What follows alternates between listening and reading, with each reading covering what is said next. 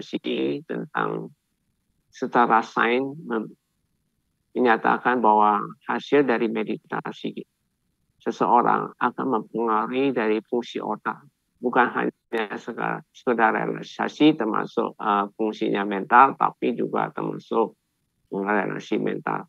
Nah, untuk malam ini memang Bante dalam PDF ini cukup panjang karena banyak fungsi-fungsi otak itu dari istilah medis ini cuma sekilas untuk dipaparkan keadaan fungsinya apa, dan setelah mereka meditasi ternyata fungsi-fungsi mereka itu sangat aktif, termasuk kulit bagian otak itu dia menebal dan sebagainya. Mungkin ini memang nanti PDF ini banyak istilah-istilah medis saja, tapi nanti ada sedikit keterangan-keterangan tentang fungsi-fungsi dari otak, bagian-bagian otak yang mereka teliti. Lalu dengan mesin apa, dengan alat apa mereka meneliti dengan hal itu. Nah, mungkin kita langsung PDF-nya, karena cukup panjang, mungkin ini bisa jadi 2 pertemuan ya, 2 kali. Untuk itu kita langsung masuk aja ke dalam PDF.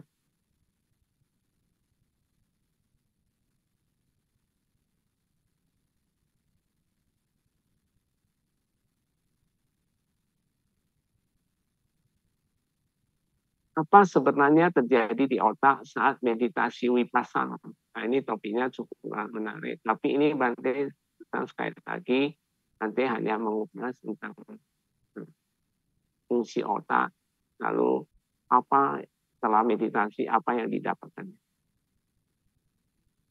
Otak merupakan pusat sistem saraf. Jadi otak kita adalah sistem saraf. Alat untuk berpikir, dia untuk berpikir dan tempat munculnya pikiran.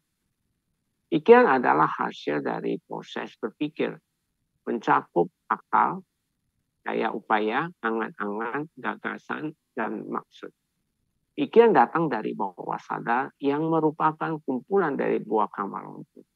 Karena kita dari bawah sadar itulah kumpulan bawah kamar lampau dia muncul di dalam otak ini. Isinya ya loba, dosa, moha, dan juga ada hal-hal yang positif, ada kusala dan ada akusala. Di tengah kesibukan dan tekanan hidup modern, meditasi 6 indera tertutup semakin populer sebagai praktek untuk menenangkan pikiran.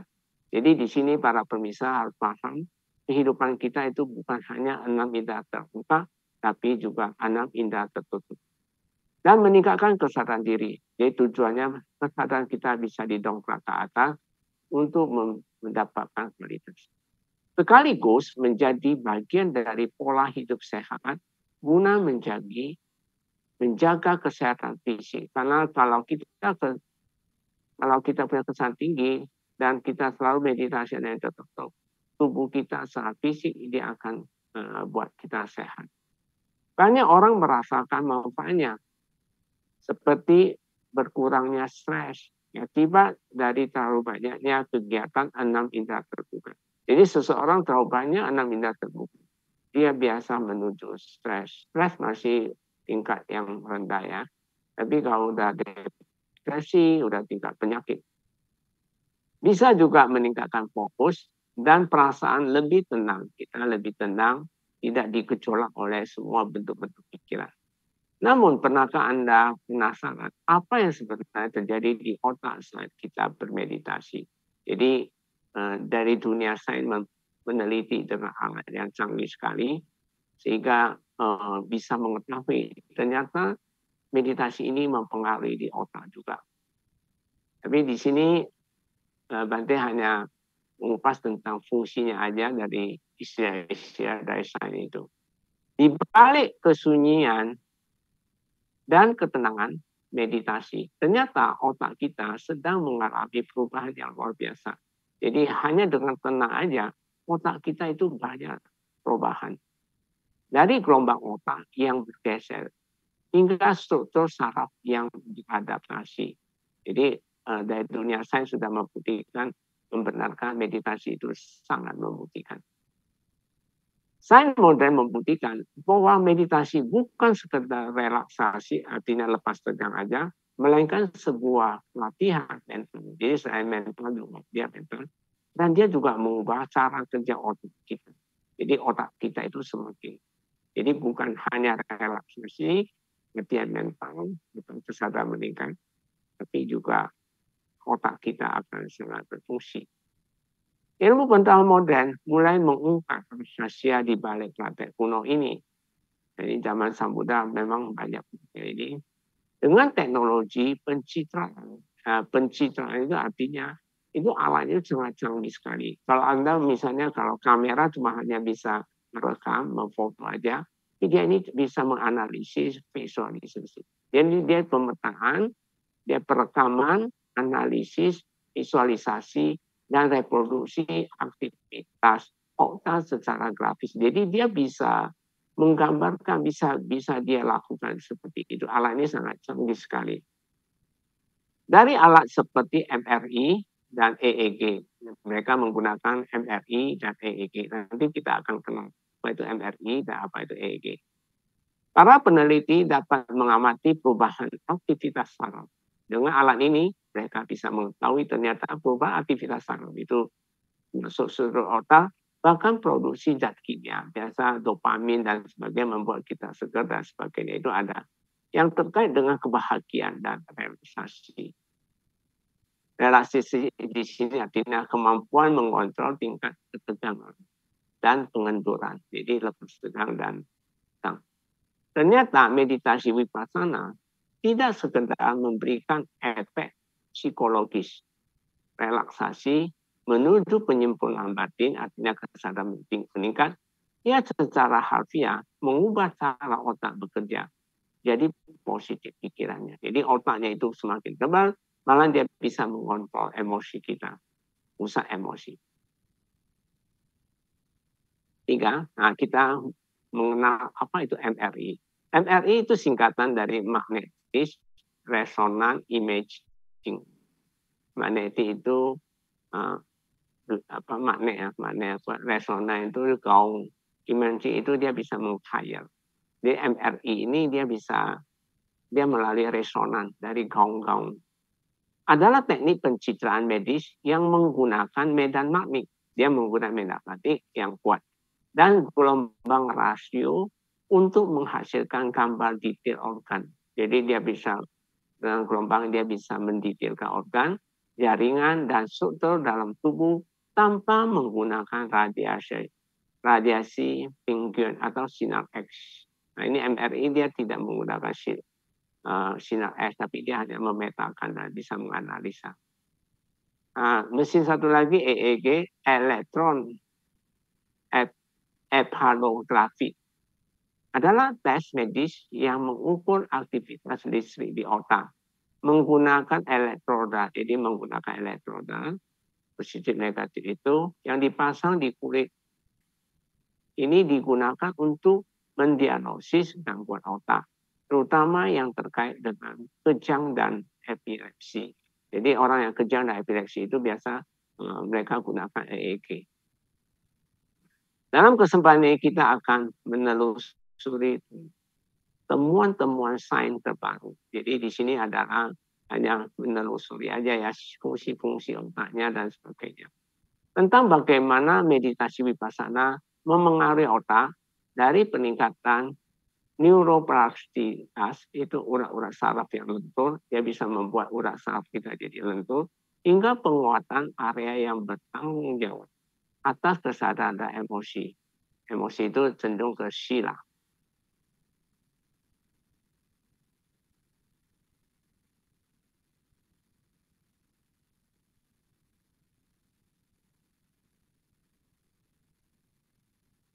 Nah, sekarang kita lihat studi fMRI. Pengertian apa itu fMRI, pengertian prinsip kerja dan aplikasinya dalam penelitian meditasi. fMRI itu fungsional magnetic resonance imaging. fMRI adalah teknik pencitraan otak non-invasif, jadi dia tidak menyerang. Yang mengukur aktivitas otak, dia bisa mengukur aktivitas otak dengan mendeteksi perubahan aliran darah dan oksigensi. Oksigenasi itu artinya oksigennya, darah dan oksigen. Berbeda dengan MRI, bisa yang hanya menangkap struktur dinamis di anatomi aja. Jadi MRI beda sama fMRI. Bisa hanya menangkap struktur anatomi, fMRI memetakan fungsi otak secara dinamis sehingga banyak digunakan dalam penelitian neuroscience. Neuroscience itu saraf ya, dan pengetahuan saraf, psikologi dan meditasi. Jadi mereka menggunakan alat ini untuk menyatakan meneliti tentang urat saraf dan psikologinya itu dengan meditasi. Tapi tentunya setelah dia meditasi, sudah selesai meditasi, baru bisa meneliti itu.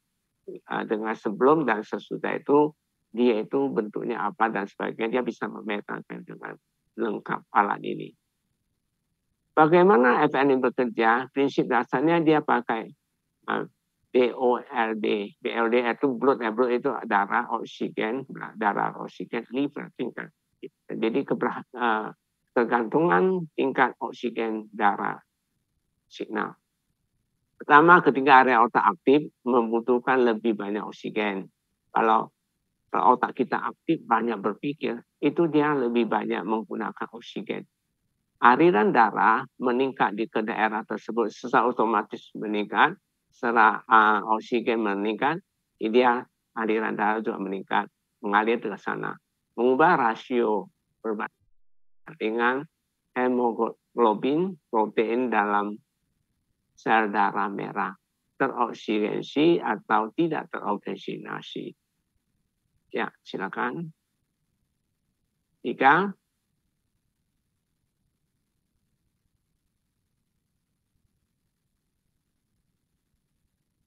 fMRI mendeteksi perubahan magnetis ini dan menghasilkan peta aktivasi. Proses mengaktifkan otak. Jadi fMRI juga dia bisa mengetahui proses dari otak kita. Tapi sebelum dicek, sesudah dicek, dia bisa mengetahui perbedaan dua ini. Aplikasi fMRI dalam studi meditasi, yaitu penelitian fMRI telah mengungkapkan bagaimana meditasi memengaruhi otak akibat faktor unsur kesadaran dan unsur pikiran saat dalam 6 indera tertutup seperti dia ada 3 ya. Dari penelitian itu, pertama menurunkan aktivitas unsur pikiran. Unsur pikiran di dalam dunia sains itu disebut network model network atau DMN. DMN itu mengembara, pikiran mengembara dan cell receptor pouch. Jadi dalam bahasa Inggris itu terkait buah kamar lampau yang menguatkan dan merekomendasi banyak. Ya, naik.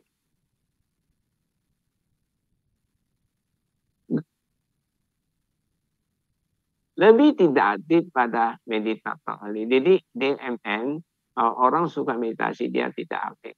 Nah, yang sudah jago meditasi. Halaman 6. Yang kedua, selain tadi itu pikiran bisa mengurang, jadi kesadaran juga meningkat. Konektivitas saling berhubungan dengan aktif. Perform cortex itu adalah EFC itu artinya dia itu otak punya kulit atas itu, dia akan menebar. Dan sistem limbik, unsur emosi. Limbik itu istilah dari sains, yaitu emosi, memori, dan insting. Memori artinya pengalaman perbuatan masa lampau. Kalau insting itu pola tingkah laku yang bersifat turun-temurun, dibawa sejak lahir dan naruri. Meditator memiliki kontrol kesadaran mencuekkan pikiran lebih baik atas emosi, karena PFC atau itu di otak dia itu lebih terhubung dengan amigdala, pusat emosi. Amigdala itu pusat emosi. Di dalam otak kita itu mempunyai disebut pusat emosi.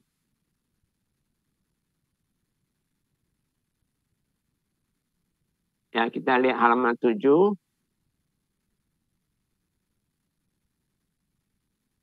Tiga, selain itu ada hasilnya, hasil perubahan struktur di insula. Insula itu bagian otak yang berperan dalam mengatur perasaan, kecemasan, kemampuan motorik, gangguan makan, dan ketergantungan menjadi lebih lebih baik, terbaik. Dan anterior circus cortex ACC, itu cortex itu kulitnya terletak di tengah otak di belakang dahi. Meditasi meningkatkan ketebalan korteks. Jadi meditasi itu bisa menambahkan kulit otak kita itu menebal di area yang terkait kesadaran di tubuh dan pengaturan regulasi perhatian. Jadi kesimpulan FRN ini adalah alat revolusioner. Revolusioner itu sangat lengkap dalam mempelajari efek meditasi pada otak, mengungkapkan perubahan fungsional struktural yang terkait dengan fokus, regulasi emosi, dan kesadaran diri. Meskipun mahal, teknik ini memberikan bukti ilmiah kuat bahwa meditasi benar-benar mengubah cara kerja otak. Ya, halaman berikut lagi, kita lihat lagi. Agak cepat. Prefrontal cortex PFC, ya, kita mau kenal kulit bagian otak ya. Dia merupakan pusat kendali eksekusi otak. Adalah bagian lobus ya frontal yang berfungsi sebagai CEO otak, mengatur pemikiran kompleks, pengambilan keputusan, kontrol impuls, dan perilaku sosial. Ini adalah area yang paling berkembang pada manusia dibandingkan primata lainnya, artinya jenis-jenis dari kera dan sebagainya, primata. Fungsi dampak kerusakan. Fungsinya dan dampaknya kerusakan dari prefrontal cortex PFC, yaitu pertama ada 4 ya, dia adalah DLFC, fungsi utama memori kerja, logika, perencanaan. Kalau Anda rusak, itu dampaknya apa? Gangguan organisasi atau fokus. Yang kedua, PFC, fungsi utamanya menyangkut masalah emosi, moral, pengambilan keputusan. Tapi kalau itu rusak, maka akan menjadi impulsif dan kurang empati. Biasanya orang yang kurang empati. Yang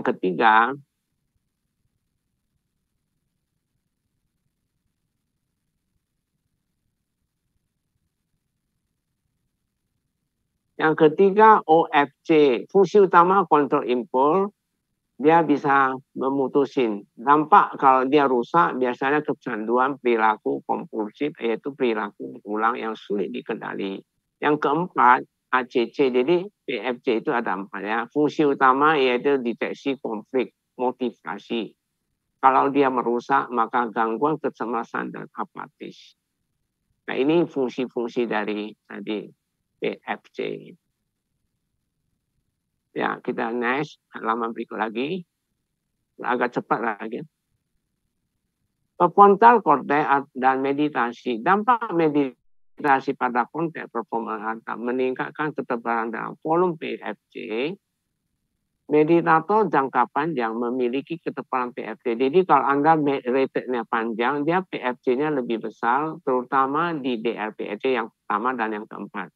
ACC pun dia lebih tinggi. Bahkan kalau Anda melakukan, ada satu program MBX ini melakukan 8 minggu meditasi base, sudah menunjukkan peningkatan volume PFC. Jadi PFC itu adalah otak kita mempunyai ketebalan. Yang B, memperkuat koneksi PFC dengan area. Jadi PFC itu bukan hanya ketebalan, tapi dia mempunyai koneksi tentang amigdala. Amigdala itu pusat emosi ya.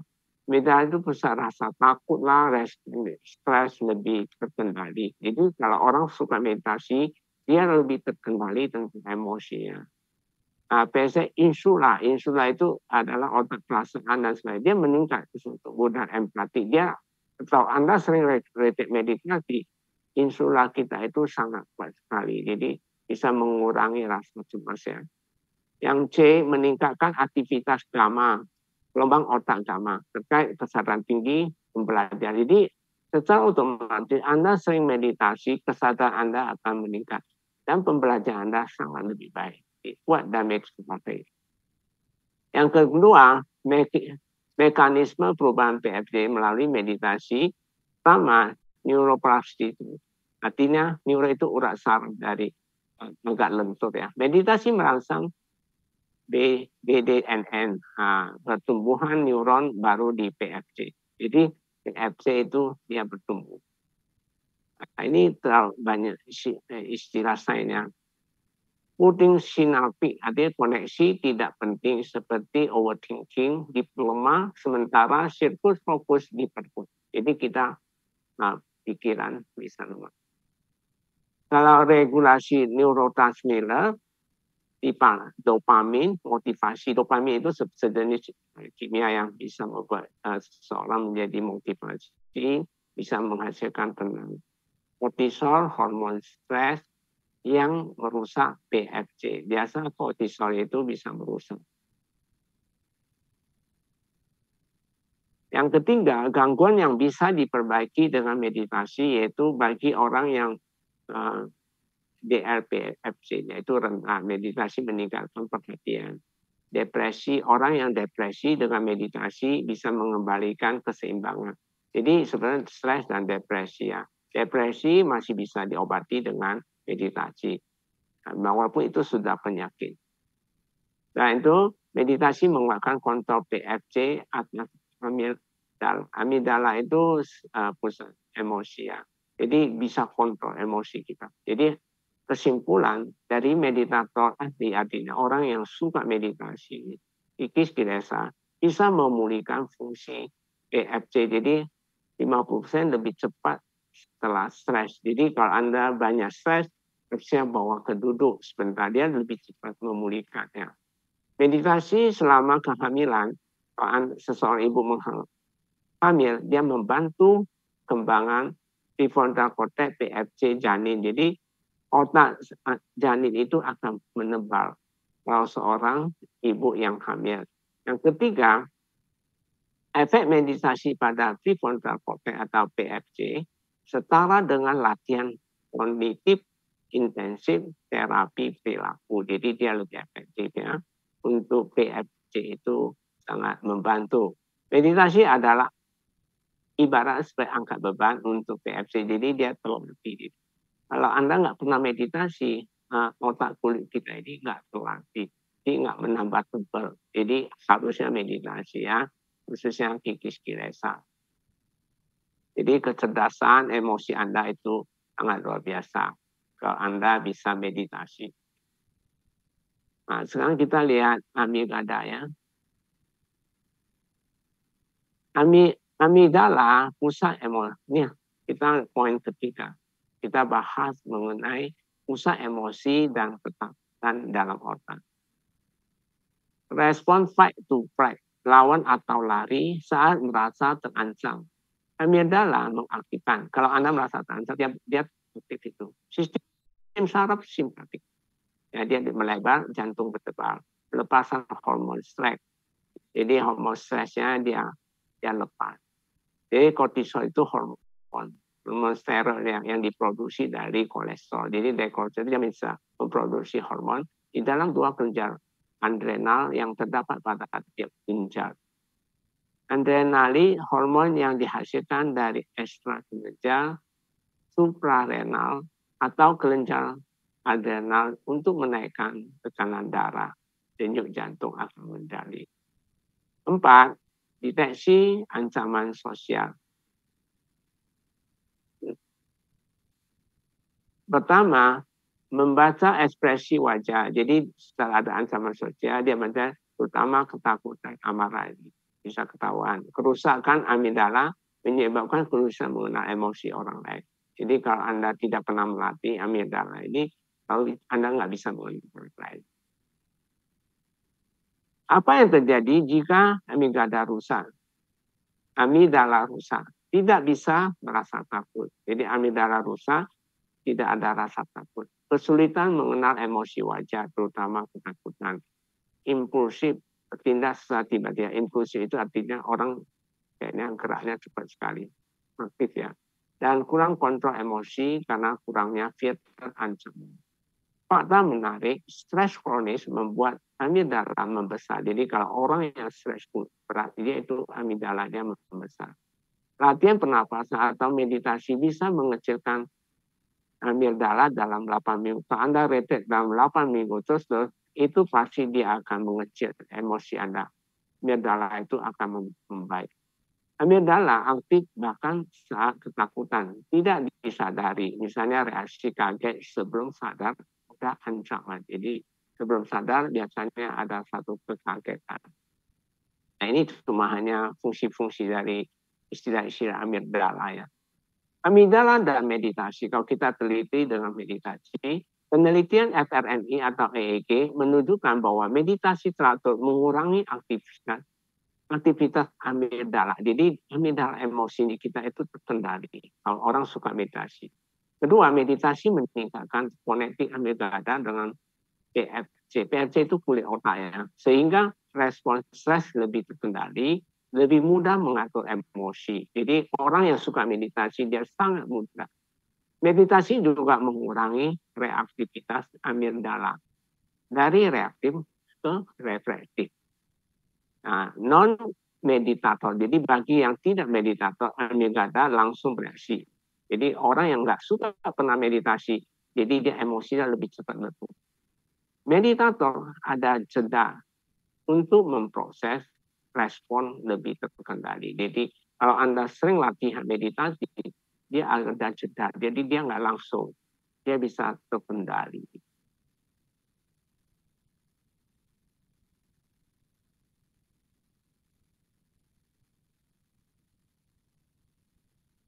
Kesimpulan, amigdala adalah alam sistem. Jadi dia dalam otak itu dia sebagai alam sistem yang bereaksi terhadap ancaman emosi negatif.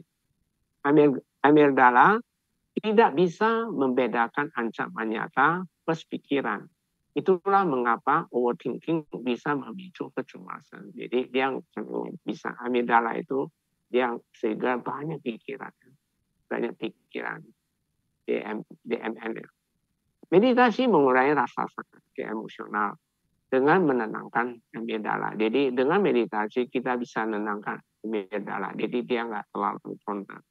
Orang yang sering meditasi, kadar kortisol atau hormon stresnya lebih rendah bahkan saat tidak sedang meditasi. Jadi ketika dia sering meditasi, tidak bisa dia tidak meditasi, dia masih ada sisa-sisanya pengendaliannya.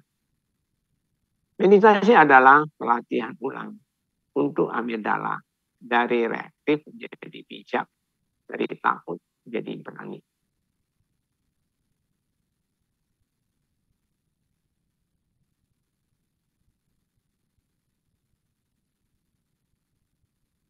Sistem limbik kita yang keempat, sistem limbik pusat emosi atau memori atau insting bertahan hidup. Sistem limbik adalah sekelompok struktur otak. Jadi limbik itu ada di struktur otak juga yang berperan dalam pengolahan emosi, memori, motivasi, dan respon, yaitu tanggapan, reaksi, jawaban bertahan hidup seperti takut, marah, atau keinginan untuk makan atau berreproduksi. Sistem ini sering disebut sebagai otak emosional karena mengatur reaksi kita terhadap lingkungan secara instiktif, yaitu pola tingkah laku yang bersifat turun-temurun dibawa sejak lahir, naluri atau gairah. Struktur utama sistem limbik. Amigdala pertama, dia bertanggung jawab atas emosi primitif, ketakutan, agresif, kesenangan, mengaktifkan respon itu. Jadi lawan atau lari saat menghadapi ancaman. Yang pertama ya, di amigdala. Nomor 2, hipokampus. Hipokampus itu positif, gerbang memori dari GPS otak. Hipokampus adalah bagian dari otak yang terletak di lobus temporal dan memainkan peran sebagai trik. Jadi Bande cuma hanya ngomong fungsi-fungsinya dari otaknya. Pertama A, penting untuk pembentukan memori jangka panjang. Navigasi spasi, artinya biasa peta kognitif untuk mengendali lingkungan dan arah. Dan pembelajaran kontekstual, membantu menghubungkan informasi dengan konteks waktu datang. Navigasi artinya apa? Pengetahuan untuk biasanya orang navigasi menjalankan kapal laut bersama dengan sebagai dari satu tempat ke tempat. Jadi navigasi di otak itu juga ada spasi berkenaan dengan ruang atau tempat. Jadi ada ruang dan tempat itu sendiri.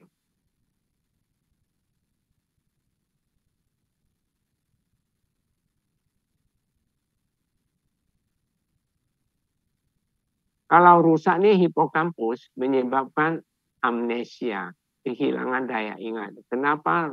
Ya karena hipokampusnya rusak. Terutama tentang masa lalu atau tentang apa yang terjadi sebelumnya karena penyakit, cacat, atau cedera pada otak. Biasanya kalau ada yang cedera pada otak, dia biasanya hipokampusnya ganggu. Amnesia estrogen itu artinya ketidakmampuan membentuk memori baru setelah kerusakan. Jadi amnesia itu karena dia nggak ada kemampuan berubah. Jadi akibat kecelakaannya. Amnesia estrogen itu kehilangan memori sebelum kerusakan, tergantung tingkat keparahannya. Kan kalau jatuh bahaya sekali seseorang otaknya keganggu. Gangguan navigasi, kesulitan mengendali lokasi dan arah. Dia juga nggak bisa arah lokasinya itu terganggu. 3. Hipotalamus. Jembatan antara serat dan hormon. Hipotalamus adalah bagian kecil di otak yang terletak di setaron ya, tepat di bawah talamus dan di atas kelenjar pituitari atau hipofisis. Meski ukurannya kecil, hanya sebesar kacang almond. Hipotalamus memiliki peran sangat penting sebagai berikut. Mengatur homeostasis, keseimbangan internal tubuh.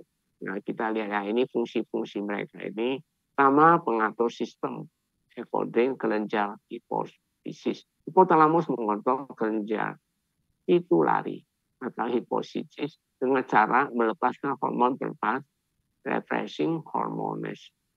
Menghambat hormon seperti dopamin, menghambat pola aktif ya. Prolaktin.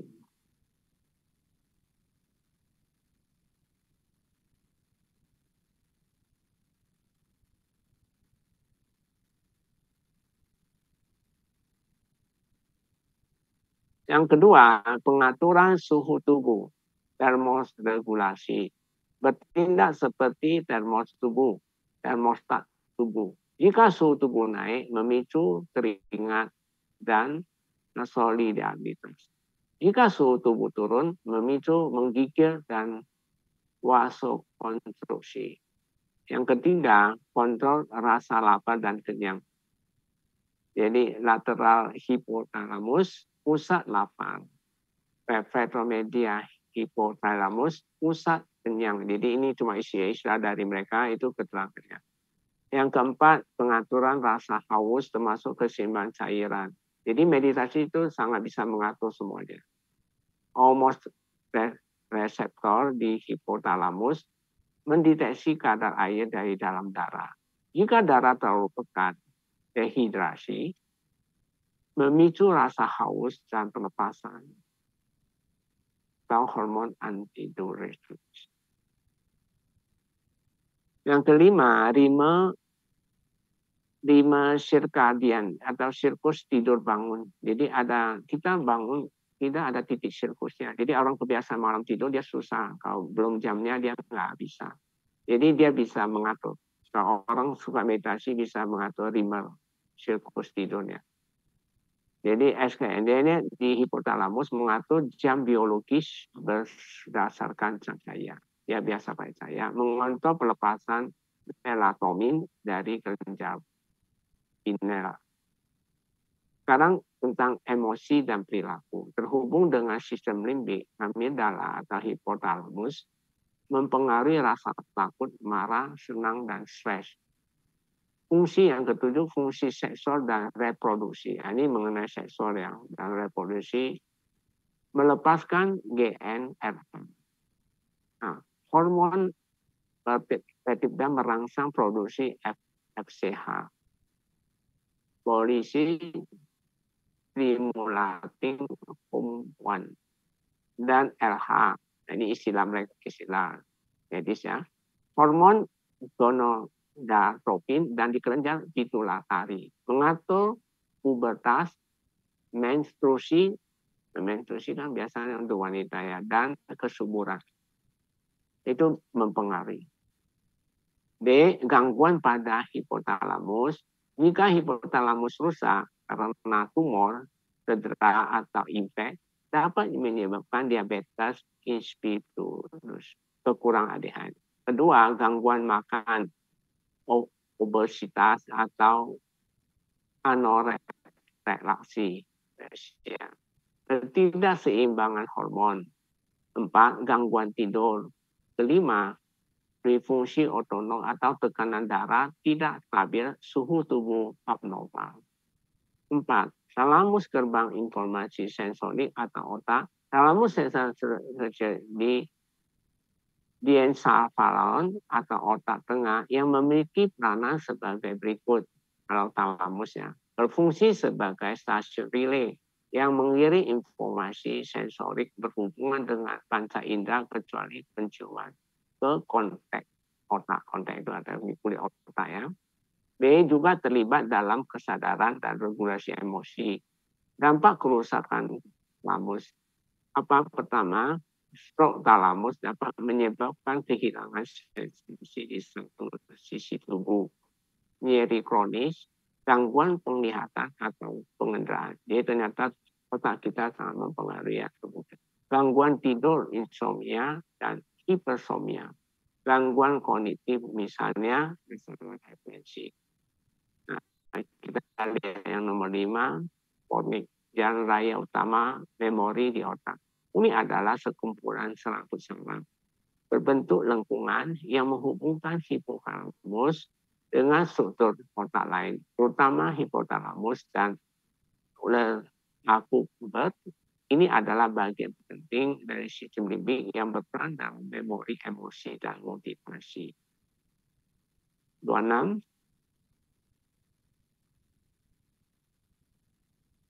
A. Fungsi utama pornik. Yang pertama, transmisi memori dari hipotalamus. Membawa sinyal antara hipotalamus, pusat memori, dengan fokus di hipotalamus, yang kemudian diteruskan ke talamus. Ini istilah-istilah medis ya, istilah-istilah dari sains. Peran dalam emosi dan motivasi terhubung dengan nukleus itu saraf kembar, pusat reward, dan sistem limbik mempengaruhi motivasi dan emosi. Yang ketiga, navigasi karena koneksi dengan hipotalamus ponik membantu dalam pengenalan lingkungan. B. Dampak kerusakan. Atau kerusakan gimana? Gangguan memori mirip dengan kerusakan hipotalamus. Kerusakan navigasi, dia nggak tahu tentang rusak. Perubahan emosional karena koneksi dengan sistem limbik. 27.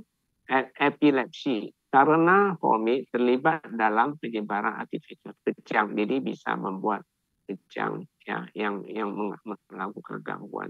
Amnesia atau kesulitan membentuk ingatan baru. Yang keenam, circulate virus ya, hakim emosional. Circulate adalah bagian dari sistem limbik yang membentuk seperti sabuk di atas fokus blossom, terbagi menjadi atrial circulus oleh ACC terkait emosi, pengambilan keputusan, dan nyeri. Posterior circulus atau PCC terkait memori dan navigasi spasi. Fungsi utama A. Regulasi emosi, memproses rasa sakit emosional, misalnya menolakkan sosial atau konflik mental. Biasanya ada terjadi konflik mental. Berperan dalam empati dan respon terhadap ketakutan.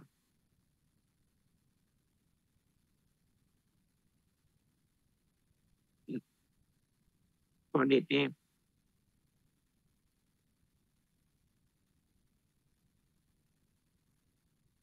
Nomor 3.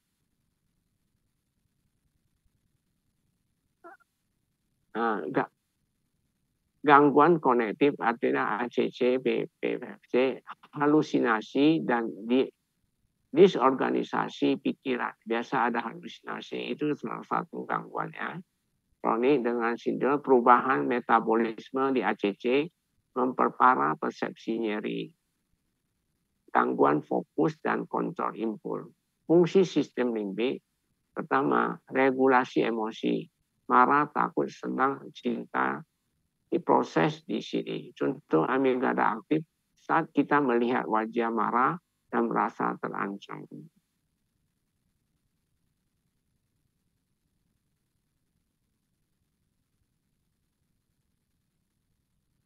Dua, pembentukan memori. Hipotalamus membantu menyimpan memori baru. Trauma emosi bisa terkunci kuat karena interaksi amigdala hipokampus. Motivasi dan reward. Sistem limbik terutama nuras terlibat dalam rasa senang, kecanduan misalnya dopamin, saat makan enak atau menggunakan narkoba. Dopamin senyawa kimia otak yang terbentuk sebelum epinefrina yang berfungsi sebagai penghubung sesama sel saraf dan sel otak. Respon bertahan hidup, mengatur insting naluri dasar makan, kawin, lawan atau lari.